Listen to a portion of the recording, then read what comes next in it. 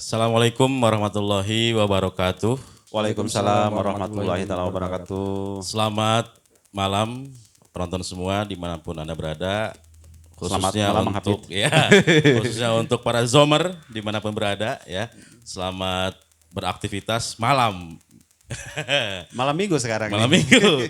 Mudah-mudahan semuanya sehat, selalu dalam lindungan Allah Subhanahu wa taala. Amin. Amin. Kang Andi, ini Siap Bang Habib. tidak terasa kita udah masuk ke episode Empat ini. Empat ya. Ya. ke episode keempat di channel Zona merah. Zona Merah Milik kita. milik kita. Sekali lagi ulangi, Oke. biar agak Agak greget gitu. Oke, kita masih di podcast kesayangan kita di Zona Merah milik kita. Oke. Keren. Ayo nama penontonnya seetik. Masalahnya malam minggu. Malam minggu. Iya, mereka tahu jadwalnya. Tahu jadwalnya. Kayak mah ulah malam minggu lah. Jangan malam minggu nanti mah kalau mau penontonnya banyak. Oh, nu emprak soalnya.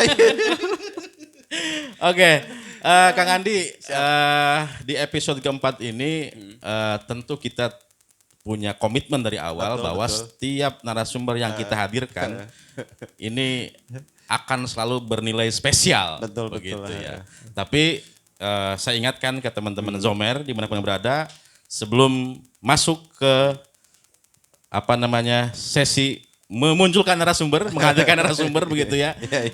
Jangan lupa subscribe, like, comment, and share gitu ya. Biar nambah semangat kitanya kan. Kamari poho eta. Oke, supaya tidak memakan waktu lebih lama lagi dan supaya menjawab kepenasaran para penonton dimanapun berada, siapa narasumber yang kita hadirkan gitu ya. Saya ingin sedikit mengulas Boleh. biografi beliau dulu begitu ya. Jadi tanpa saya baca nih. Beres hotam lu ya berarti. Jadi biografi beliau ini insya Allah kalau saya anggap udah saudara ya, kayak saudara ya Kang Andi. Iya. Jadi beliau ini kenal saya kenal beliau udah lama banget begitu ya. Dan cukup berliku-liku warna hidupnya gitu. Sampai akhirnya sekarang ini beliau concern di dunia pendidikan. Tapi bukan berarti mau buka aib orang kan Pak? Bukan. Soalnya udah tahu liku-likunya. Curiga buka aibnya. Artinya kenapa saya bilang liku-liku ya? Dari dulu zaman sekolah. Oh iya. Gitu. Kita pernah bareng-bareng Tah gitu, eta. sekalipun beliau kakak tingkat saya begitu ya. Kemudian di fase zaman kuliah saya juga pernah bermain bareng begitu. Sampai sekarang alhamdulillah kita tempat tinggal deketan sekalipun jarang ketemunya begitu ya. Tapi karena kesibukan beliau tentunya. Betul, ya. Oke, supaya tidak penasaran, kita langsung hadirkan saja narasumber kita yang spesial untuk episode keempat ini, Pak Ahmad Rika Pusida. Oke. Assalamualaikum Pak Ahmad Rika. Waalaikumsalam Kang Hafiz. Iya. Kru luar biasa malam ini. Oke, terima Sehat, Pak. kasih. Sehat ya? Iya. Tadi host satu lagi siapa? Andi. Ya Kang Andi. Kang Andi, ya. Hatur nuhun pisan tiasa ngulem ka dieu. Sami soang sulna. Deg-degan apa ya? Kita belum apa-apa ini ya nih. Iya, Terus belum. gini, ulah di bapaan asa canggung amat ya. Ya, oke. Mau dipanggil apa nih? Biar lebih Kira-kira enak. lu sebetulnya- biar akrab. Ya, panggil Ahmad aja karena memang kalau Pak Rika itu muncul sebetulnya awal dari keluarga ya. Iya. Kita di keluarga suka panggil kakak gitu. Iya, Kan gitu. iya. Nah, makanya kalau di vlog saya Ahmad ya. Haraliwu Ima Ahmad Lin cenah harus dibahas lain gitu. Nah, gitu Iya. panggil saja Ahmad gitu. Oke. Berarti Saya sih Akang saja lah biar Oke. biar ya, akrab. kita panggil Kang Ahmad saja. Kang Ahmad aja. Kang Ahmad. Enggak Kang Rika. Kang Rika. Tadi karena memang Oh iya. beliau terbiasa dipanggil Pak Ahmad kalau Ahmad. di dunia. Oh iya. Dunia Jadi per- orang-orang kenalnya Ahmad ya. Usia 20 tahun ke atas Ahmad. Ahmad oh iya. Kalau anak-anak kecil sekarang nih yang ada di bawah naungan kita ya Pak Rika. Oh Pak Rika. Pak Rika. Pak Rika. Berarti apa nih ya panggilnya enak gini? Terserah apa aja. Ah, Terserah. Oke. Gimana enaknya aja? Saya sih lebih menjual dalam tanda kutip ya, Rika. Ya, Roma Irama itu ya. Rika Roma. Dasar dangdut ya. Rika. Kang Rika ya kayak lebih Boleh lah. Oke, boleh lah. mangga. Boleh. Kang Rika boleh. Memang dulu saja dulu Rika. Cuman bukan Rika ding dulu mah. Apa? Thomas. Tuh kan, si Aing nih muka aib dia mah curiga ya. Hampura udah Kang Rika nya. Tapi teu iluan ya mah iya tah. Sana naon bener kan. Terus buka-bukaan ya. Sampai hari ini di kontak saya namanya Pak Thomas. Apa yang mendasari Abang Hafid manggil Kang Parika Thomas? Beliau ini kan dari dulu physically kayak bule. Tapi nggak tahu ini versi saya. Seangkatan saya mikirnya dulu kenapa dibilang Pak Thomas Thomas waktu itu karena memang dari dulu kan physically kayak bule dulu bule, gitu. iya. Warna kulitnya Sekarang putih gosong gitu ya. Terus dulu kan rambutnya agak-agak nggak hitam banget gitu. Iya. Makanya agak peang gitu ya. Oke, skip dulu Pak. Ini urusan terlalu jauh. Kita dari awal gak niatan untuk ngungkit masa lalu. Iya. Itu nggak ada di situ kayak gitu nggak ada itu. Oke, Bang Hafid deh yang ini yang. Oke. Pak Rika, Kang Rika lah, Kang Rika. Mohon maaf nih, apa namanya? Kang Rika yang saya tahu begitu ya, Kang Rika ya. Apa tahu duluan saya tuh. Pikirannya goreng bayi ya. Enggak gini. Maksudnya gini. Saya juga udah berpikir, aduh, gak bakalan bener gitu. Enggak, serius. Iya, Serius. Apa namanya? Yang Kang Rika ini punya yang saya bilang tadi di awal lika-liku kehidupannya. Beliau ini memang sejak kuliah di Bogor dulu. Saya lihat ada salah satu kekuatan yang dimiliki beliau. Apa? Kemandiriannya, Kang Andi gitu ya. Jadi yang saya tahu ketika kuliah di Bogor, aktivitas beliau selain kuliah itu di luar biasa. Sudah ngajar dan lain sebagainya. Aktivis lah ya. Iya. Sampai kemudian ketika hijrah ke Bayah, begitu ya. Sempat masuk di dunia jualan kuliner, begitu ya. Begitu, Pak Ahmad, Kang Rika ya. Gitu ya. Nah, tapi kemudian hari ini itu yang kemudian saya agak sedikit ya banyak malah takjub lah ke beliau. Beliau punya satu lembaga pendidikan. Iya. Begitu. Namanya As-Sajad. As-Sajad. Nanti mungkin untuk lebih jelasnya As-Sajad ini apa, berawal dari mana, kemudian kenapa tiba-tiba As-Sajad ini hadir, gitu ya. Kita dengarkan cerita dari beliau. Betul, Kang Rika, begitu. Izin ngorek sedikit izin. Ya karena apa? Karena jujur, saya bilang dari awal, saya ulangi lagi ya, dengan mengawali hidup di berbagai warna hidup, tiba-tiba kemudian konsen ke dunia pendidikan, ini yang kemudian jadi pertanyaan besar gitu. Dan selevel kita, seusia kita, orang mungkin mikirnya masih nyari kerja apa segala macam. Iya. Tapi Kang Rika ini kayaknya udah nggak butuh kerjaan ke orang, sudah punya konsep sendiri akhirnya, gitu. Ini yang kemudian kita ingin tahu, Kang Rika. Mangga, diceritakan dari ke mana ya? kita. Jadi kita mulai dari perjalanan mungkin ya. Boleh. Perjalanan.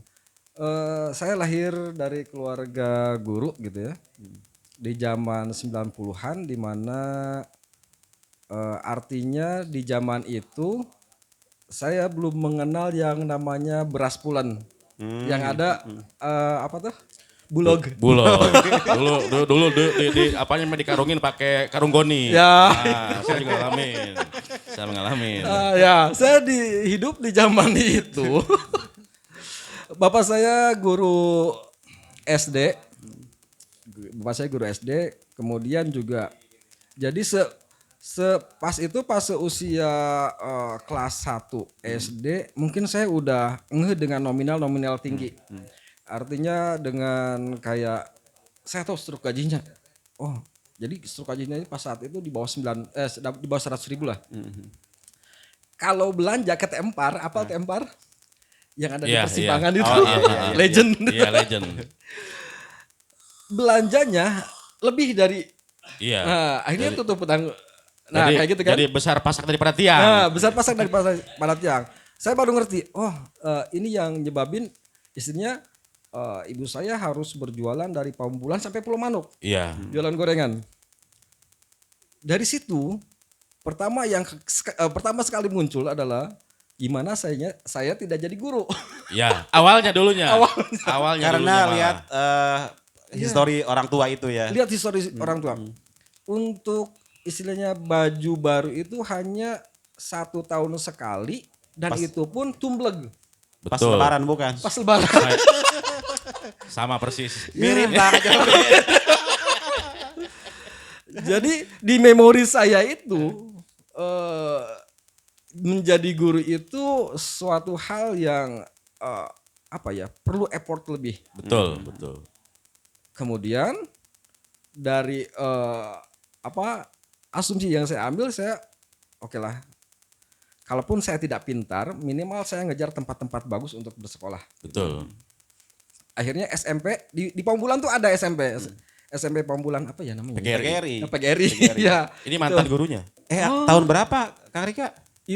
Pertama kali muncul Oh tahun bukan, berapa ya? kalau saya kemarin-kemarin. Ya kan mantan guru. Itu bisi murid saya kayak kacau. Selisih berapa tahun Paling doang. beberapa tahun bedanya ya. Ya. Saat itu yang paling bagus itu SMP Bayah kan? Iya. SMP Bayah dengan resiko kata. Jadi saya sama ibu itu sama-sama pengambil resiko. Betul. Artinya kalau bahasa kasarnya gini, lamun maneh nekat sok mangga, tapi ongkos nggak punya gitu. Dari Pamubulan. Dari Pamubulan. Berarti dulu Kang Rika ini tinggal di Pamubulan. Tinggal di Pamubulan. Oh, karena Bapak ngajar di Pamubulan juga. Apa gimana? Saya SMP pensiun. Mau SMP pensiun. Jadi saya di Cipinang. Oh, Cipinang Pamubulan. pas turunan ada rumah dulu satu itu di situ. Jadi saya Iya, iya. harus lari dulu ke jalan Iya, untuk nyegat touring dari mana ya, arah Cikatomas ya. iya. Nah itu arah Cikatomas. Nah oke, saya bilang yang penting saya sekolah di Bayah. Saya mau SMP di Bayah, bukan berarti saya underestimate dengan Iya. sekolah yang ada gitu Betul. ya. Cuma dengan ke Bayah saya akan ketemu lebih banyak orang. Betul. Nah akhirnya ke Bayah. 3 bulan saya udah kecapean. Mopo lah gimana cik bahasa keren nama gitu ya. Iya, Mopo. karena saya harus gini, dikasih uang jajan pas itu berapa ya? Pokoknya gini, jangan sampai dipakai jajan, kalau enggak ini duit resikonya Jalan kaki pulang. Jalan kaki. Iya. Nah gitu. Betul, betul, Nah, betul. kadang lupa gitu, Kang Hafid. Orang habis main basket, main bola, lari ke kantin gitu kan, beli es 200 perak apa berapa gitu ya. Gitu di Mang Jumsa. Mang Jumsa Bang siapa? Nah, kayak itu. Jadi sering jalan, kebetulan ada teman gitu. Sama juga, cuma beliau tuh tinggalnya di Pulau Manuk. Beliau mah sampai, saya belum sampai. Jadi saya jalan dulu ke mana? Ke Cibayawak. Bukan. Bukan. Kebon Karet. Kebun karet. Kebon Karet pas simpangan mau ke Gunung Madur, Iya. baru saya nyegat mobil. Di situ. Ngiring. Itu agar apa? Agar setengah harga apa agar gratis? Naik di situ. Minimal gratis, tapi saya tidak memalukan terlalu lama di dalam gitu. Oh iya. Numpangnya enggak terlalu lama. Iya. Jadi udah ada Trik gitu. trik gitu. Ya otaknya muter aja. Setelah 3 bulan, oke. Ada ya udah di sini aja. Oke, di Bayah 1. Tinggal di Lanjut Bayah. Bayah 1. Mm. Di Bayah 1, dari situ saya dulu kan per catur bulan ya. Iya, masih serulan. Catur bulan itu kenapa saya bilang pas kemarin kita jalan tiap hari capek. Tapi apa ya? Nilai Bagus. kayaknya bagus terus gitu. Tapi ketika kita tinggal sama saudara Yang lebih gitu ya, dekat. kemudian apa ya, ngapalinnya sebetulnya lebih intens, lebih tenang gitu. Harusnya lah. Harusnya begitu kan. Tapi kacau balau. Dari sana saya do smoking and then Udah mulai Something kenal like that. ya. Udah Ya. mulai kenal. Ya. Pantesan Jadi- keluar ke saya. yang pada akhirnya di dalam otak itu apa?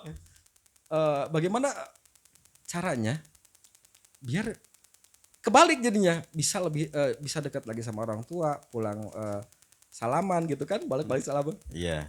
Tapi 1 tahun di BS1 malah lain gitu. Karena kakak di SMA, saya harus lanjut, akhirnya katanya salah satu harus berhenti gitu kan. Akhirnya ibu kan orangnya nekat. Betul. Kerja katanya ke Tangerang. Kerjalah. Sempat kerja dulu. Sempet. Lulus Itu karena, SMP. ibu. Oh, ibu. Akhirnya ibu yang ngalah yang Ah, harus ah, dia ke Tangerang karena memang di ini dari gorengan itu sampai pembulan sampai Pelumanuk itu nggak bisa nutup gitu. Kerja. Nah, di situ ugal-ugalan saya. Jadi dari proses perjalanan itu sampai nih, masuk ke pondok ketemu ini itu. Saya tuh udah gini. Akhirnya buka-buka aib nih masing-masing nih, bongkar-bongkaran nih. Saya di SMP sering kelas 2 masuk kelas 10 besar, dia 10 besar. Nah, di situ lingkungannya kan lingkungan anak-anak yang memang disekolahkannya jauh-jauh. Saya mikir, wah SMA Amba ya. Kayaknya pola pikirnya sama pas kayak saya SD. Iya. Aduh, mah nggak di sini deh gitu pengennya. Akhirnya berangkat enggak punya duit, daftar enggak di mana-mana. Orang lain udah ini Belajar, sekolah udah penutupan. Masuk sekolah. Barulah saya kicilik bawa sampah ke pondok. Wios gitulah. Nah, begitu. Nah, perjalanannya kan dari situ makin nekat malah. Kita makin nekat. Di pondok saya ngelihat ekonomi mereka itu menengah ke atas kan. Iya. Termasuk Kang Hafid. Woi. Kang Hafid kategori menengah ke atas. Terlihatnya sepertinya. Kelihatannya doang. Emang saat itu menengah ke atas. Jadi Lihat dari mana? Dari mana? jadi dari uang saku, fasilitas dan sebagainya ya. Enggak bohong gitu. Bohong. Oke, lanjut dulu. Lanjut. Jadi Kang Hafid pas saya kelas 3 Ek itu saya kan banyak kasus ya di pondok ya. Iya, lumayan lah banyak. Ini nggak apa-apa ditayangan nih. Enggak apa-apa. Enggak apa-apa. Saya Iya, bukan aib, kabur itu bukan aib. Jadi menghilangkan kejenuhan. Jadi saya banyak kasus di pondok itu kabur. Tapi memang orangnya manut. Mau diapain juga diem gitu. Dijemur dan lain-lain gitu ya. Dibotak-botak gitu. Udah biasa kalau Kita dibotak. dibotak sering. Sampai nggak pernah ngerasain rambut panjang gitu ya, pengen panjang, makanya pas kuliah pengen panjang. Gitu. Jadi malam-malam tuh ada salah satu ustadz panggil saya, besok itu ada pemilihan OPPM gitu kan. Pemilihan OPPM. Anak pokoknya singkatnya berharap ente bisa Jadi masuk ketua. dan saya perjuangin buat jadi ketua OPPM, jadi organisasi pondok Jadi pesantren. OSIS-nya kalau di sekolah. Ah. OSIS Ya, iya. yang mengatur kegiatan dari pagi sampai malam gitu Betul. kan. Pas itu saya nolak. Enggak apa-apa katanya, harus pede walaupun banyak kasusnya. Banyak nilai plus katanya. Bukan itu masalahnya, Tad. Saya udah ngincer bagian koperasi. Saya udah ngincer bagian koperasi. Jadi Kang Andi. Kanyahoan ayeuna akal bulus. Karena enggak lama saya di pondok, ibu saya itu pindah ke BTN. Jadi gitu. Jadi ibu saya populer dari tahun ke tahun tukang gorengan kan. Tapi Ya, saya dulu nih, Pak Andi. Yang saya salut dari beliau ini. Saya baru tahu ternyata sejak lama berarti sejak dari pemukulan ibu jualan gorengan itu. ya, Jadi ibu beliau ini penjual gorengan. Pak Habib taunya setelah di Setelah di pondok. Begitu. Dan saya itu tiap malam ke rumah. modus dari bahaya. nah gitu. Jadi otaknya udah muter, udah gimana caranya minimal menyelamatkan diri gitu. Dengan pembiayaan yang tinggi, ibu saya tukang gorengan, saya bisa narik barang dari ibu saya. Dijual. At least saya ngebantu Iya, beliau gitu jualan kan. ya. Jualan. Setelah itu nggak bisa katanya. Tapi gini deh katanya. Ente mau nggak yang penting jadi saya itu ustadz drama ya. Iya. Di Pradana dulu. mana aja antara Pradana dan OPPM. Oke lah saya di Pradana tapi saya nggak jamin saya menang gitu Iya. kan. Di OPPM doain gitu saya bisa masuk ke koperasi, ternyata saya nggak masuk kan Obot koperasi. itu ya. Jadi saya di bagian bahasa kan. Ah. Tapi bisa berpartner gitu dengan koperasi gitu. Dari situ makin menjadi-jadi sampai kuliah, orang lain mau kuliah ikutan juga gitu. Karena kakak saya nggak kuliah, dua-duanya nggak kuliah. Ya, saya ngelihat kanan kiri semua ngacung mau kuliah gitu. Ya udah saya ikut ngacung. Terus tadi itu bilang, "Kak mau kuliah?" "Iya, Tad." "Kemana?" Belum tahu, ke UIN kayaknya. Dengan PD-nya gitu ya. Oh gitu ya katanya. Ustaz doain ya, amin. Tapi nggak tahu kenapa ya perjalanannya suka nyengsol dari orang lain gitu. Iya, iya. Jadi Kang Adi semua dikumpulin yang daftar itu, yang lain masuk, cuma saya yang nggak masuk. Pertama itu jalur itu kan. Kedua, oke lah jalur mandiri. Saya masih ngincer matematika sains pas itu.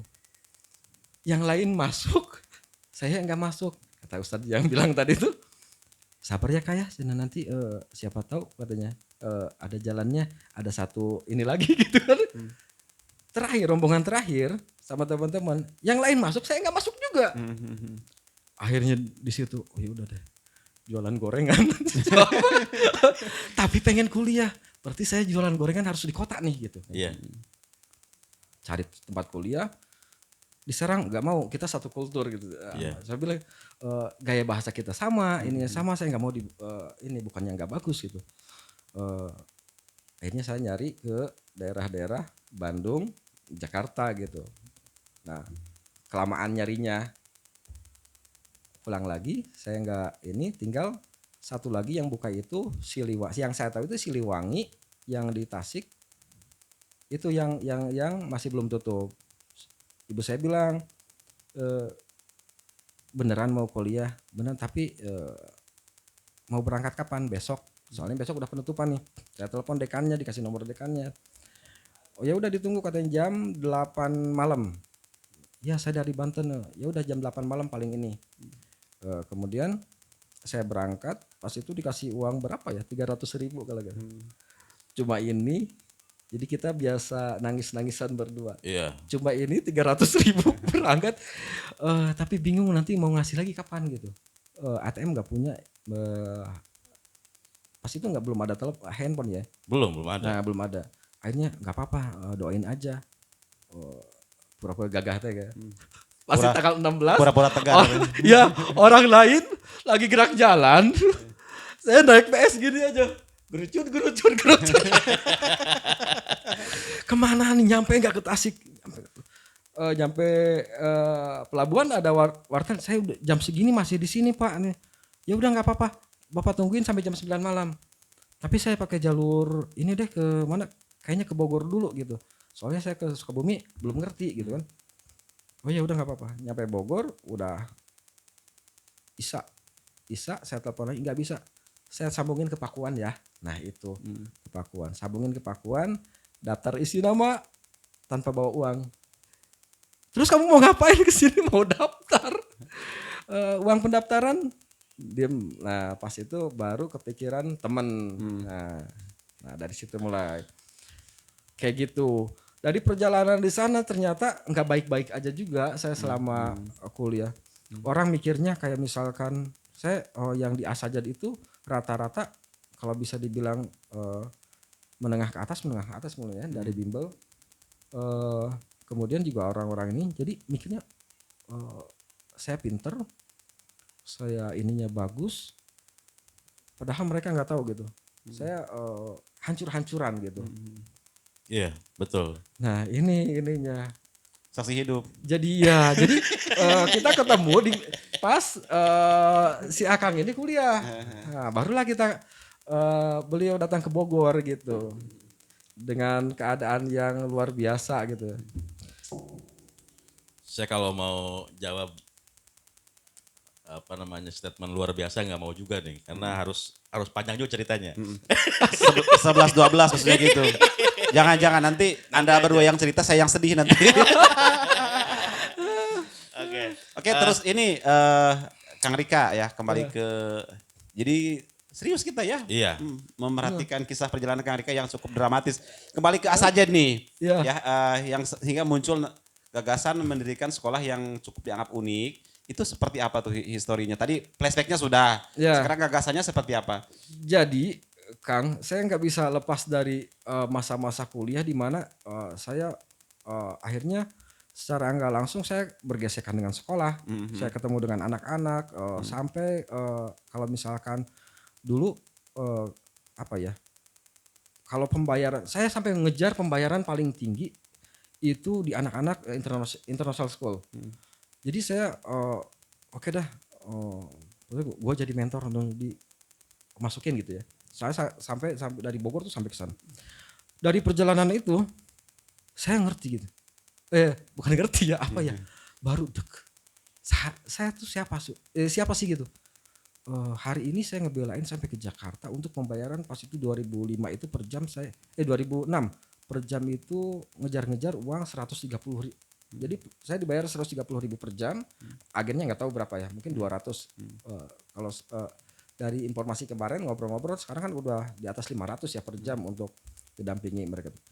Dan saya pas itu udah punya anak bimbingan di Bogor itu. Mulai dari apa ya? Jadi saya tinggal di mana namanya? Saya lupa lagi. Nah, itu jadi kota bukan transisi gitu. Perbatasan sehingga pola pikir pun beda gitu. Bogor itu kental banget dengan tradisinya, jadi kulturnya kuat. Jadi ketika saya ngelangkah ke sini, ini udah kota, mindsetnya udah beda lagi. Nah, saya udah punya anak bimbingan itu. Sekitar 20 sampai 30. Bimbel berarti ya waktu itu ya. Bukan. Model kayak privat gitu, kayak privat. Bukan, lebih ke sebetulnya apa ya? Pengasuhan gitu. Pengasuhan bagaimana caranya mereka tidak masuk ke dalam lingkungan-lingkungan yang tidak baik. Artinya ada aktivitas di luar sekolah gitu kan. Dengan kontrol ya saya gitu. Sambil memotivasi mereka buat apa ya? Karena kalau ngelihat apa ya? Historinya setelah itu kemana? Selesai kerja. Mereka nggak meneruskan gitu. Ngasuh berarti ya? Ngasuh ngedampingi dengan cara apa ya kayak gitu dampingan matematika atau apa gitu. Iya. Dari situ saya Jakarta balik lagi, saya selesai. Jadi pas ngajarin tuh gini, ente enak banget ya sekolah di international school, lingkungan bagus, kemudian juga fasilitas bagus, ente juga masih Dapat tambahan belajar. guru private dari kita. Jadi kalau malah bikinnya gitu, saya ninggalin anak-anak gitu. Nah balik lagi tuh. Tadinya sudah mau kita berjalan di Bogor, tapi dengan nama bukan Asajad. Kemudian baru ada salah satu vendor yang datang ke kita, yaudah delikan yang muncullah relawan pendidikan. Kita muncul relawan pendidikan Indonesia, saat itu muncul lagi Pak Anies Baswedan di Jakarta yang Indonesia Mengajar. Betul. Ya berbarengan kan itu. Kita juga ada supply semacam pendanaan yang bagus sebetulnya. Cuma pas tahun kedua saya mikir gini, karena ini udah kisruh organisasi aja ya ketika mungkin posisi udah bagus yang pada akhirnya kadang orang larinya ke apa sih, ke perut gitu. Nah, saya tarik anak-anak saya, ternyata tanpa saya mungkin punten ya karena saya bagian di yang hafal lapangan gitu ya.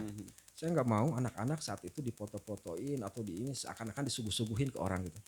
Lu mau ngasih nggak? Lu ngasih? Saya ngelihatnya ini anak-anak saya gitu kan. Dari situ selesailah itu. Tapi perjalanan perkuliahan saya hancur. Kalau dibilang saya aktivis, bukan aktivis kampus ya. Saya lebih ke sosial.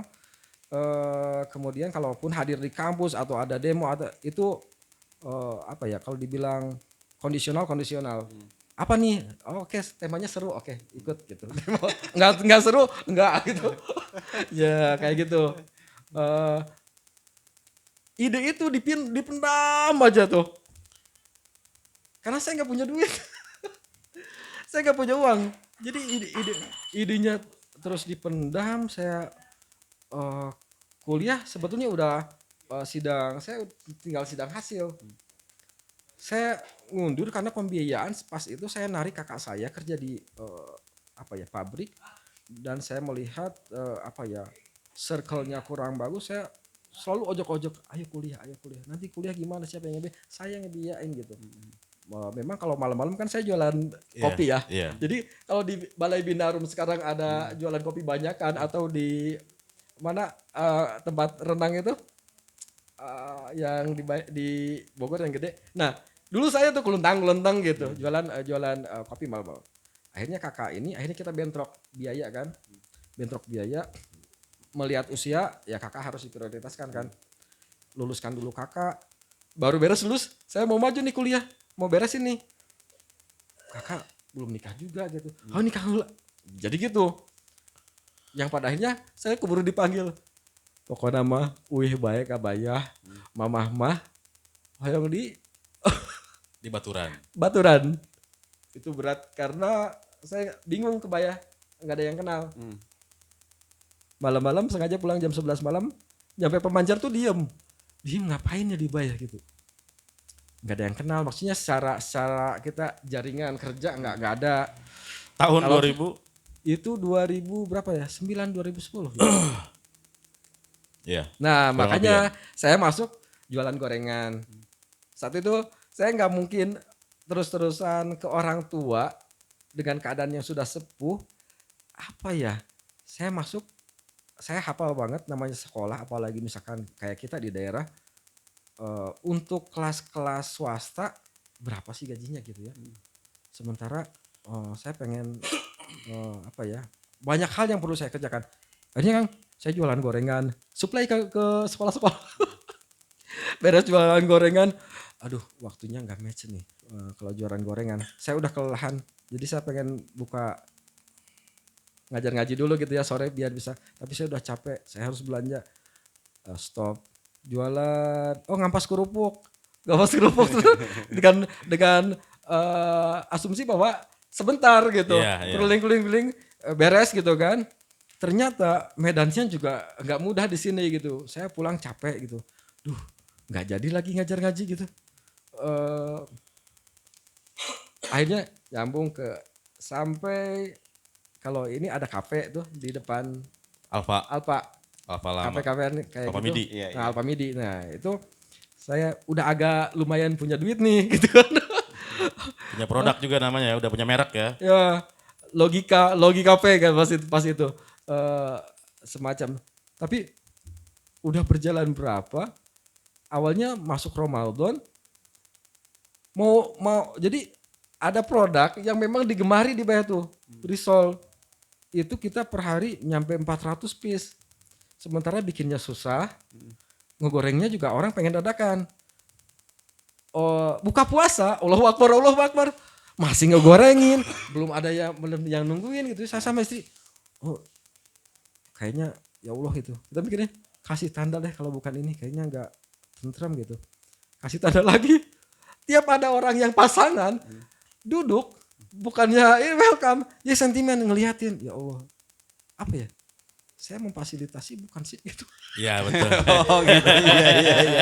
Saya itu akhirnya ya Allah gini aja deh bangkrutin kalau ini bikin Madorat saya gitu ya. Iya. Akhirnya saya sakit. Saya tiap ada tamu mau datang mau duduk gitu was-was gitu gemetar. Nggak pugu saya pegang apa malah ini. Nah dari situ saya sempat ngajar di SDIT yang Darul Kutub. Kemudian saya keluar lagi,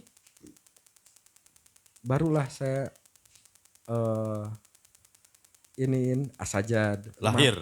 lahirlah Asajad dengan saya sudah kuli nyuci Kang Hafid. Iya, dulu buka laundry juga. Laundry Saking juga. nekatnya buka laundry.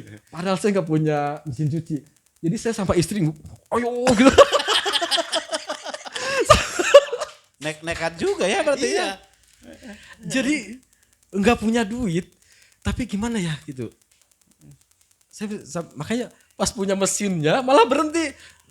Ya Allah, banyak orang yang saya dolimi gitu ya. Saya bohongi, saya bilangnya laundry gitu. Ini tutup aja deh gitu. Apa ya? Walaupun memang kita juga ngejamin kebersihannya karena disikat gitu. Iya. Tapi udah deh gitu. Udahan, dan kebetulan juga istri orangnya nggak ngoyo kan. Dia nggak pernah mikirin apa ya. Kayak misalkan walaupun dari keluarga lumayan dulunya gitu ya. Tapi orangnya happy aja gitu. Iya. Ngegosok aja gitu, nggak pernah loh, nggak punya apa di status kan kita ngelihat kondisinya sekarang kalau ini nggak punya uang apa status. Alhamdulillah saya dikasih pendamping yang memang orangnya enjoyan gitu. Betul. Dulu menyedihkan, kita nggak merasa itu menyedihkan gitu. Tapi bawa happy aja ya. Ya kalau pikir sekarang, oh ya Allah kita tuh udah pernah begini. Nih malu gak sih kita? Enggak aja. Jadi gitu. Sampai akhirnya ya udah Bismillah kita buka aja. Karena kenapa harus mikirnya saya harus punya usaha karena nanti udah mikir jauh Kang Andi. Saya harus punya usaha, nanti orang ngajar, saya dari mana gajinya? Saya nggak mau ada orang ngajar di tempat saya nggak digaji. Iya. Ya, saya ngalamin dari 2004 ngajar sampai istilahnya selama itu, dan banyak mendengar guru-guru gitu ya. Nah dari situ kenapa ganti usaha.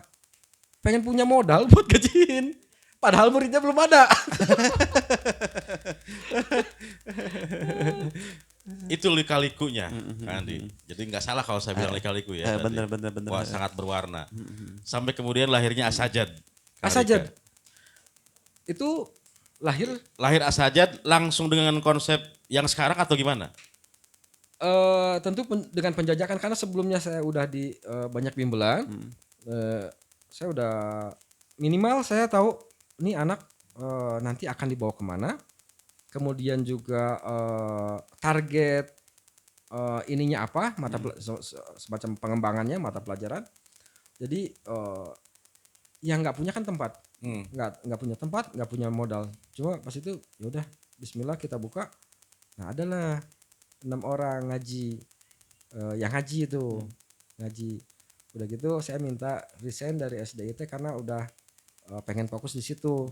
Walaupun kalau pas itu banyak kontroversi justru sama orang tua kan. Yeah. Nah, engke di mana? Engke ini gitu kan mikirnya, orang tua kan jauh mikirnya.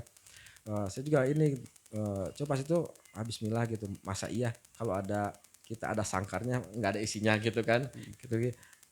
Nah, dari situ Pak Ujang Enjoh tuh. Assalamualaikum Pak cenah. Bapak ada bimbel cenah. Ada, tapi saya nggak ada tempatnya. Yang ada kita masih di dapur pas itu gitu. Dari situ terus nambah. Dengan konsep bimbel awalnya berarti ya. Bimbel. Karena untuk sekolah bisa dikatakan nggak mungkin pas saat itu. Nggak mungkin saya ngedirin sekolah karena harus mengenalkan dulu saya tuh siapa. Yang bimbel aja pas orang tua tuh datang, wah ini mah si ayah ngampas kopi cenah. Mohon gitu. Mohon Bu nyabi gitu. Anu jualan donat ya. Nah, donat baru-baru kan, donat baru, itu. Ya. Baru. Gitu. Jadi kita punya jelang mau Covid, pas itu guru udah lumayan banyak. Tiba-tiba drop Covid. Sebelum Covid. Kita ngalamin masa anak-anak tuh tinggal berapa ya? Aduh, guru-guru gimana nih gitu kan? Karena apa itu penyebabnya? Kalau di bimbel biasa mungkin ya. Oh iya. Di bimbel biasa. Hari ini bisa 100, besok bisa turun gitu. Sampai paling banyak pada saat itu jumlah peserta belajar berapa untuk bimbel? Kita tutup di angka 100. 100 orang. 100 orang. Luar biasa. Pas itu bayaran 200 ribu ya Per orang. per orang. Sekarang kan 250 ya. Jadi kita baru 8 tahun yang lalu itu sampai sekarang baru naik 50 ribu dengan harapan ya minimalnya kita mempertahankan 250 ribu itu gitu. Karena apa ya? Sebenarnya bukan nggak mau sih ngegratisin, kita baru ngasih titik-titik aja kalau si ini oh ya udah yang ini gratis, yang ini belum bisa gratis gitu. Jadi kita masih terbatas. Jadi pas mau masuk Covid kita sempat ngalamin itu, tutor banyak. Saya bingung ngapain. Akhirnya bukalah Donat. Donat B jalan itu bagus kan. Nah, Saya tinggalin pas saya buka MI, RA sama MI karena memang harus ada dulu yang diinikan kan. dikorbankan. Ya konsen juga memang harus fokus dulu gitu. Oke, Kang Rika, sangat menarik ya Kang Andi ya. Artinya perjalanan Kang Rika jatuh bangunnya kemudian sampai pada fase menemukan titik di mana dia harus fokus begitu di Asajad ini. Nah, yang ingin saya coba gali juga Kang Rika, dari tadi awalnya Asajad ini lahir sebagai rumah bimbel gitu ya. Gitu. Kemudian pada akhirnya muncul keinginan kuat membuat lembaga pendidikan formal begitu sampai MI ya kalau nggak salah ya. Level LMI sama RA ya gitu ya. Itu gimana itu? Dan maksud saya dan kenapa yang jadi alasan kenapa gitu. Kenapa ya? Padahal udah ada gitu ya. Betul, artinya sekolah-sekolah kan yang lain ada dan termasuk peserta bimbel kita kan ini adalah peserta didik di sekolah lain gitu. Katakanlah di SD negeri atau di SD mana segala macam atau di MI gitu ya.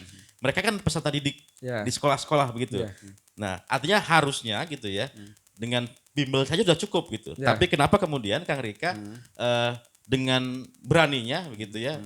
Dengan tekad bulatnya membuka sekolah formal begitu. Oke. Jadi orientasi kita pertama adalah kita ada 13 sekolah ya, 14 sekolah yang ada di kita. Kecamatan Baya. Ya, termasuk Cikotok. Oh iya. Cikotok paling jauh pokoknya Cikotok, Cimandiri. Kalau kesananya Pamubulan gitu. Nah dari sana kita banyak ngobrol karena kita emang tiap minggu suka ada pertemuan sama tutor gitu. Apa ya? Dari semua yang ada itu kita juga apa ya?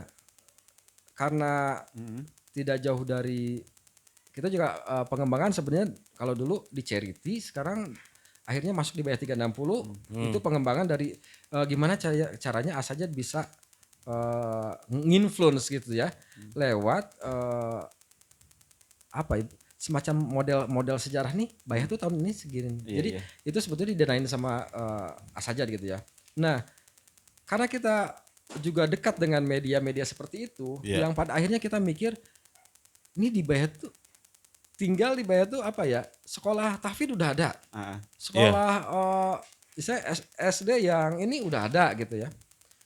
Tapi belum ada muncul orang yang memang secara ini ngekspos kreativitas anak gitu. Anak-anak sekarang tanya kalau misalkan anak bimbel tanya pengen jadi apa? YouTuber. Iya, pengen jadi YouTuber, pengen sementara bekal mereka belum ada gitu. Memang tidak difasilitasi. Kemudian nanya lagi pengen jadi apa? Koki misalkan. Tapi memang arahan-arahan untuk ke life skill seperti model seperti tidak itu dikenalkan. Belum. Akhirnya kita muncullah gitu. Ide itu, gagasan itu. Gagasan itu muncul yang awalnya karena di sebelumnya juga ada anak homeschooling di kita dia sekolahnya di Jakarta kayak terdaftarnya di mana Kaseto. Tapi pembelajaran di kita akhirnya kita banyak share juga termasuk sama sekolah alam gitu ya. Kalau apa ya? Dik doang itu bukan? Semodel itu, tapi banyak modelnya gitu ya. Akhirnya kita mengcombine itu dengan apa ya? Dengan penawaran ke orang tuh Mau nggak sekolah? Kalau di sini orang langsung fasilitasnya apa? Ya. Ya, akhirnya kita sampein kita nggak punya fasilitas gitu. Tapi anak ayo dipacu memfasilitasi dirinya sendiri. Kayak misalkan lapangan, orang lain happy banget loh bisa main bola di pinggir pantai gitu. Kita ada pantai gitu. Iya. Nah, nggak harus punya lapangan gitu. Orang lain harus bayar ini untuk ke Gunung Mas. Karena memang di Jakarta nggak ada. Iya. Kita banyak gitu.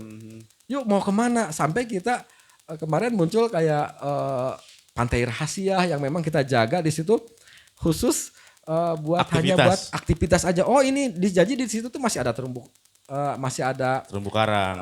Model-model kayak gitu. Nah kayak gitu. Jadi kita tawarkan dengan keberanian awal itu sebenarnya anak itu udah masuk di sekolah swasta kelas 1 tuh. Karena modelnya dia bukan tipikal orang yang memang duduk manis, orangnya diem kayak saya gitu, diem gitu. Kayak enak kayak Angel, hatinya ngeletok gitu. Jadi seminggu sekolah, berikutnya nggak mau. Ayo dong. Sampai ke gurunya kita mohon kan. Akhirnya pas itu dia nggak sekolah. Saya bilang ke keluarga tuh, nggak apa-apa. Teteh kalau mau ini ya udah di homeschooling aja. Sama istri udah oke, deal. Neneknya nyerang. Masa budak tuh sekolah nih di mana sekolah? Homeschooling gitu. Ini anak Pak Ahmad, Pak Rika berarti? Ya. Iya. Jadi anak Kang Rika ini, Kang Andi saya sedikit aja, udah dimasukin ke sekolah formal, nggak mau keluar, begitu. Jadi akhirnya makanya salah satu motivasinya kemudian bikin sekolah formal itu adalah untuk memfasilitasi anak sendiri. Iya, begitu. Jadi dia sukanya percobaan. Kalau di BTN, kalau hujan, ini kenapa gitu, air kok pada ungu, itu pasti anak saya gitu. Silakin semua diwarnain gitu. Bikin orang kaget gitu. Jadi dia suka eksperimen, kemudian lebih suka di outdoor yang pada akhirnya oke dah kita tahun besok buka deh kita ini. Kalau nggak ada temennya gimana? Tapi otomatis kita harus ngeluarin kalau kita nyekolahin di sekolah orang paling bayaran 300.000 kan paling tinggi. Saya udah mikirin kalau kita manggil tutor nih atau saya udah ngubungin guru-guru. Oh guru fikih apa? Apa ya? Termasuk nama ini ya. Jadi pasti kosnya udah tinggi banget gitu. Cuma ya udah la haula gitu. Ternyata ada yang nemenin. 2 orang lagi. Jadi 3 orang tuh satu angkatan. Ya begitu kerjaannya. Kalau nggak warnain, nyoret-nyoret, ngecat gitu. Masak apa. Jadi mereka tapi memang target sekolah itu untuk kelas 1 hanya bagaimana caranya mereka bisa memahami soal. Kemudian juga bisa kalau surah emang karena kita bukan tahfidz ya hanya 25 surah untuk kelas 1. Tapi mereka bisa mandiri dalam ibadah. Kemudian juga ngajinya targetnya harusnya selesai bisa langsung ke Al-Quran gitu kan kelas 2-nya. Alhamdulillah tuh dari 3 itu yang 2 kecapai gitu ya. Yang 1 masih ngejar. Kemudian matematikanya juga akhirnya kita model bikin kurikulum sendiri yang tetap mengacu ke madrasah ibtidaiyah. Saya pikir madrasah ibtidaiyah kan lengkap. Udah didesain dengan selengkap itu. Hanya saja mungkin kalau misalkan kita ngelihat kayak anak SD sekarang di TK nggak boleh diajarin baca gitu kan. Tapi masuk SD langsung berat paket teks semua ya. Teks semua. Saya kadang bingung. Ini jadi kita mulainya dari mana kalau orang tua nih masuk ke bimbel ngejarnya pengen dia dapat 90 dalam sebuah mata pelajaran tapi bacanya masih terbata-bata. Kita nggak bisa gitu. Ini anak harus diajarin baca dulu. Nggak bisa gitu. Dipaksakan gimana pun. Kelas 6 datang 100 dikurangi 9. Misalnya saya suka kasih soal 1000 dikurangi 999. Yang 00 dikurangi gitu. Nggak bisa. Juara berapa? Juara 1. Oh juara 1. Jadi tapi kakak harus turun lagi ya. Kita nggak bisa. Dengan mempelajari misalkan pecahan, kemudian semacam model KPK, EPB yang kayak gitu. Jika pengurangannya aja belum paham gitu. Gitu. Pada akhirnya orang tua, oh iya gitu. Baru. Oke, Bang Hafid iklan dulu. Ini berarti dari tadi iklan katanya. Hoi, hai. Oke, Bang Hafid, kita di endorse sama produk apa nih? Oke, Kang Rika, podcast kita ini sudah didukung sama produk dari Jarum Coklat, ada namanya Jam Cafe nih. Oke, mantap. Ya, jadi Mantap banget. pernah ngerasain nggak Jam Cafe? Belum. Belum ya? Cobain dulu. Biar, Rada ngeri ini tadi produser udah iklan katanya. tapi memang seru ini. Seru apa namanya? Ini baru inspiratif Kang Hafid ya, artinya suatu kanggo abdinya Kang Rika hal yang baru. Buat abdi ya, kalau abdi kan memang tenaga pendidik di sekolah, tapi ketika bicara konsep seperti yang tadi Kang Rika tahu sedikit ya, kita sering googling atau lihat di YouTube terkait tentang apa homeschooling atau apa sekolah alam, tapi tidak sedetail dan itu Kang Rika tadi itu ya. Rokok dulu. Ya. Ini for Ini titipan harus dirokok katanya. enak ya, Pak? Hah? Enak, mantap. Mana? Jadi apa namanya kembali ke tadi udah muncul kan apanya kurikulum sendiri. Kurikulum sendiri ya. Artinya dengan konsep sendiri gitu. Sebenarnya yang membedakan Ashaja dengan sekolah-sekolah yang lain apa sih? Yang pertama jumlah kita kuotanya nggak banyak itu. Oh kuota nggak banyak. Kalau di sekolah formal kita memang udah orientasinya bukan money oriented gitu ya.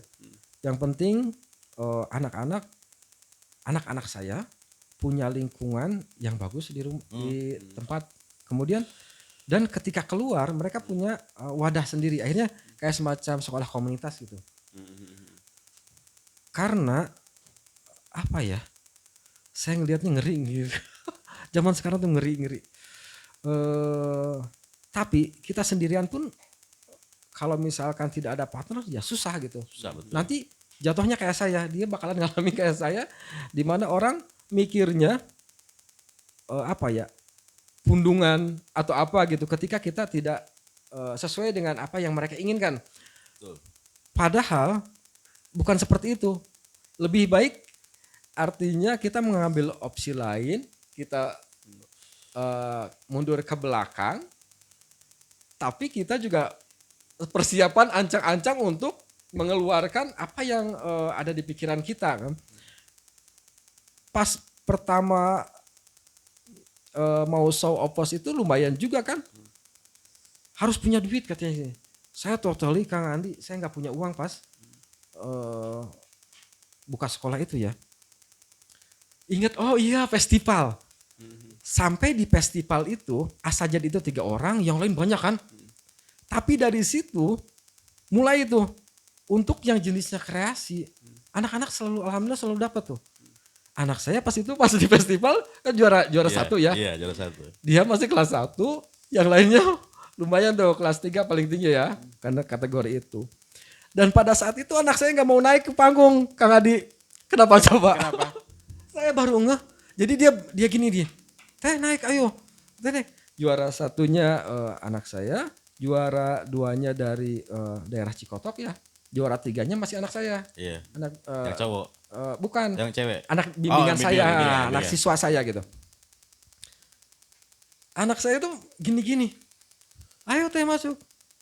Jadi itu udah setengah tahun dan kita sampai nggak kebeli sepatu. Oh. Anak jadi kita ininya teh nggak apa-apa, namanya sekolah begini memang nggak pakai sepatu. Dijadikan pembenaran akhirnya ya. Ya, dia sampai saya samperin, malu nggak pakai sepatu? Nggak apa-apa. Emang ke panggung harus pakai sepatu kan enggak gitu. Karena memang aktivitas di sekolah nggak pakai sepatu ya. Aktivitas di sekolah sebenarnya banyak pakai sepatu juga karena kita banyak outdoor keluar. Oh iya outdoor, Ya, yang ya. outdoor. Maksudnya dalam KBM. KBM enggak. Nggak pakai Cuma sepatu. memang jadi sampai jam 9 mereka itu di dalam. Biasanya kalau misalkan cuacanya bagus, kita enggak kasih kesempatan kedua anak-anak untuk tidak keluar. Jadi kalau kesempatannya bagus, cuaca bagus, tidak panas banget atau nggak ngebul, ayo keluar. Jadi kakak gurunya kita manggilnya kakak gitu. Kakak turunnya kita support buat keluar. Apalagi nih jadi program yang belum selesai di luar gitu. Itu keluar. Padahal di luar tuh sebenarnya nggak ngapa-ngapain gitu ya. Bikin tali-tali, bikin buket, bikin dari bunga-bunga apa gitu. Yang Tapi jelas outdoor begitu. outdoor dan mereka harus kita ajak untuk melihat di sekitar mereka tuh apa sih yang bisa dipandang menurut mereka cantik gitu. Iya. Oh menurut mereka manfaat gitu. Kayak gitu. Makanya kalau dipostingan lihatnya di mana? Di Kali Cikumpa. Jadi apa ya? Pertama kali itu orang tua kaget gitu ya. Nggak bersih, nggak sehat gitu.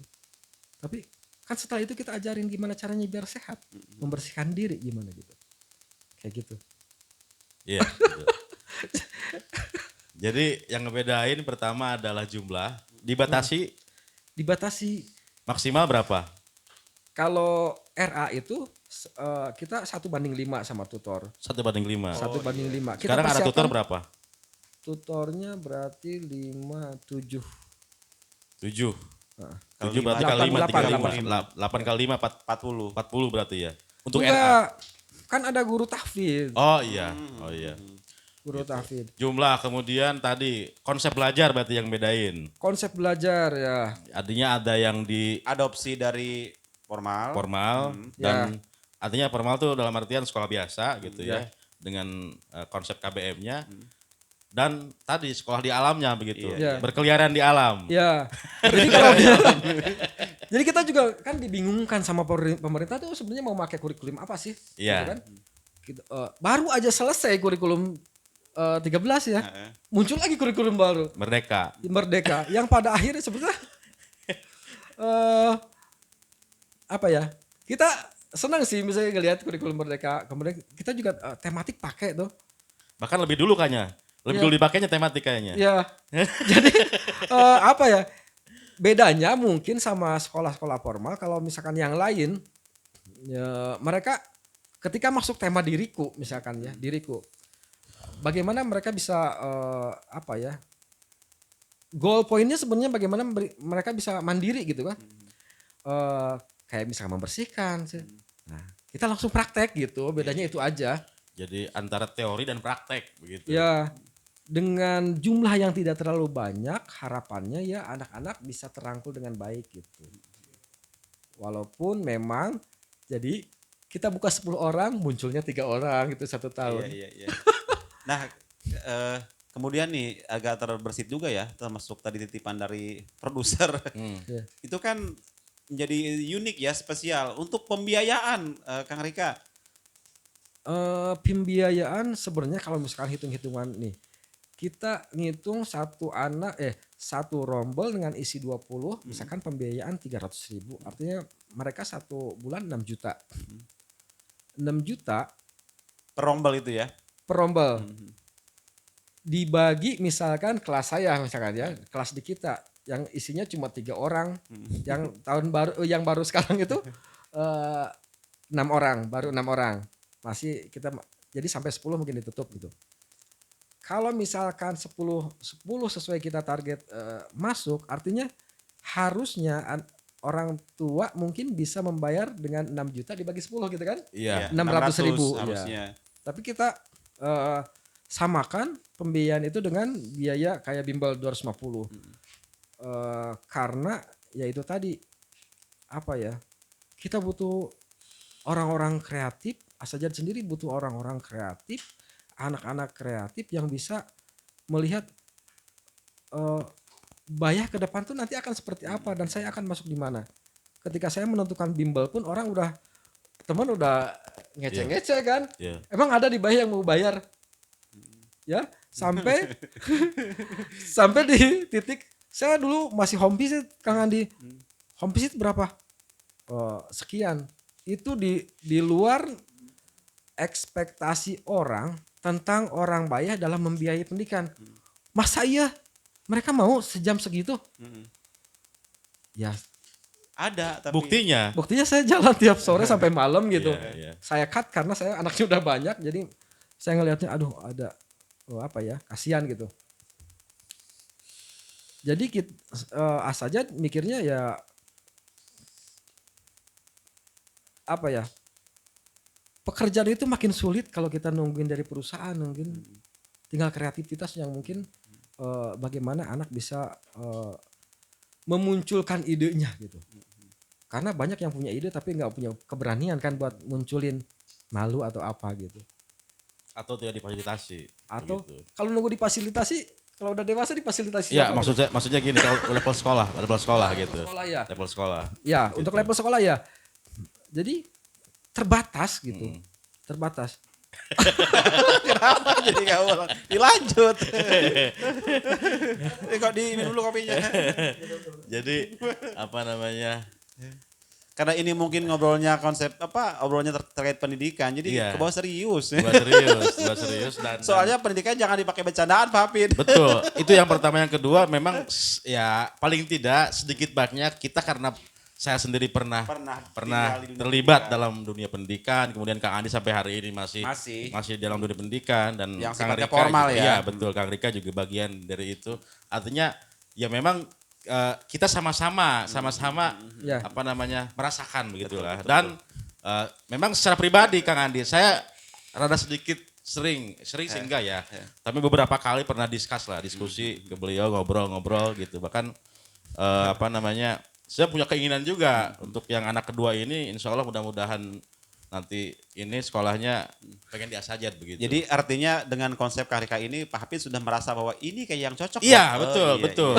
Betul. Sampai gini tadi Kang Rika terus terang saya sampai nggak berani motong ngobrol tadi karena saya pikir ini kalau dipotong takut nggak closing gitu. Ya seriusan ya, kalau kemarin kan kita TikTok aja gitu Iya, ya, betul. potong-potong gitu. Tadi waduh ini kalau dipotong nih nanti si Nggak, endingnya pesannya nggak tersampaikan. sampai itu Betul, Kang Rika. Makanya betul. kesannya serius ini. Saya aja dan nunggu Bang Hafid, ini Bang Hafid diem aja kayaknya bakal konsen dia. Enggak. Ini tema udah berat ini. Berat. Karena gini Kang Andi, memang kita penasaran sebetulnya ya, dari kenapa kita ditanyakan, penasaran sebetulnya di saat banyak sekolah formal yang sudah ada begitu ya. Ada sekolah swasta juga, ada sekolah negeri begitu ya, ada yang mengusung sekolah tahfidz gitu ya. Tapi seorang Kang Rika gitu ya, yang katakanlah oke, dia berpengalaman dulu di Bogor di dunia bimbel segala macam, beraninya membuka konsep sekolah alam gitu ya, sekolah yang memang tidak terpaku pada kurikulum nasional yang sekarang banyak digunakan orang banyak begitu. Betul. Untuk daerah bayah begitu. Betul, iya. Itu luar biasa menurut saya, Iya, sehingga makanya saya bilang ini perlu kita ketahui alasannya Betul, kenapa. betul. Dan tadi sudah disampaikan. Jadi lebih kepada ingin apa namanya, memfasilitasi warga belajar kalau kita bilang mungkin ya, peserta didik gitu, supaya mereka lebih tereksplor lagi kreativitasnya, kemandiriannya gitu. Jangan sampai hanya mungkin sebatas teori saja, karena memang kita alami begitu dulu. Iya, Jadi iya. bahkan mungkin banyak juga level sekolah dari mulai level dasar sampai menengah atas yang konsepnya masih kayak lama. Iya. Masuk kelas gitu kan, nulis banyak. Iya, termasuk ini Bang Hafid, Kang Rika ingat tadi ya yang tema pengenalan diri itu ya. Iya. Yang setahu saya kan mereka di sekolah diajarkan baca ya. Iya. Nama saya siapa, aktivitas saya apa, Iya. itu kan tekstual gitu, Tekstual, ya yang gitu. di formal gitu ya, dan Iya. Kang Rika punya inisiasi untuk Kontekstual. bukan Begitu. begitu, bukan baca Bukan gitu. baca. Ayo keluar gitu. Gitu. Kotor-kotoran, beres kotor-kotoran, bersih-bersihan gitu kan. Dan itu ya tujuan pendidikan Betul. sebenarnya. Nah, mungkin di akhir nih, Iya, boleh. tantangan yang paling besar dirasakan ketika membangun Asajad ini apa? Tantangannya otomatis kita membuka mindset masyarakat Iya. tentang sekolah kita ya. Iya. Jadi saya sebetulnya tidak apa ya. Jadi Kang Hafid, saya itu kalau misalkan ada anak yang ngaji ini, tiba-tiba datang mau ngaji di sini, orang tuanya mana? Itu saya tidak memikirkan apa ya? Jangan orang mikirnya oh harus pakai uang. Untuk yang berbau agama saya enggak. Saya ingin mengenalkan ke orang tua apapun kita dalam mencari ilmu itu bukan kayak kita ngelemparin batu ke sungai. Dia harus diantar. Saya tanya, Ustadz sebelumnya siapa? Si Anu. Kalau mau ngaji di sini, kakak bawa kertas ini, tanda tangan ke sana, ke ustadznya, bilang terima kasih, bilang pamitan mau ngaji di sini, ajak mamanya gitu. Itu baru seperti itu aja itu udah wah, kan? Karena nggak terbiasa, tapi nggak apa-apa saya bilang. Iya. Kalau istri kan baper kan, tapi buat saya tidak apa-apa, lama-lama paham gitu. Karena memang harus dibuka bagaimana caranya ikhtiram terhadap Adabnya ya. ya. Itu yang ini nggak bisa ujuk-ujuk datang sendirian. Who are you gitu? Where is your mom? Where is your dad? Nggak bisa. Karena apa?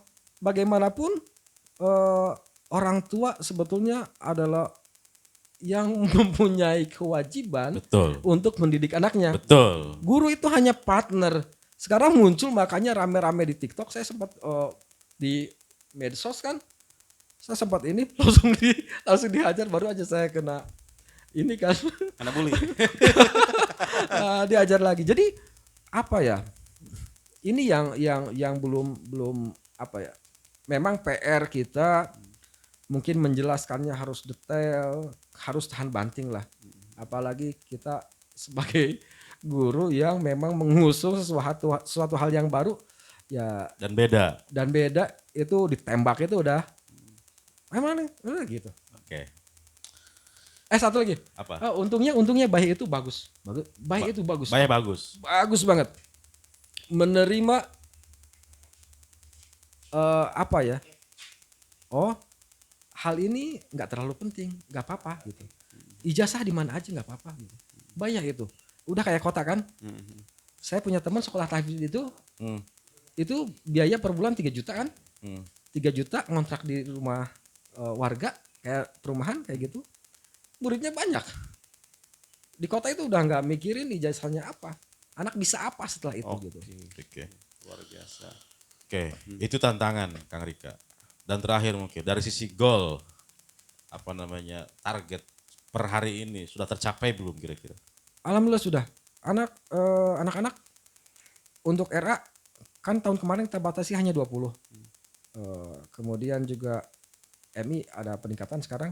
Goal point kita untuk MI alhamdulillah. Jadi anak-anak sudah mau masuk 1 juz untuk hafalan. Kelas 2. Kelas 2. Ya.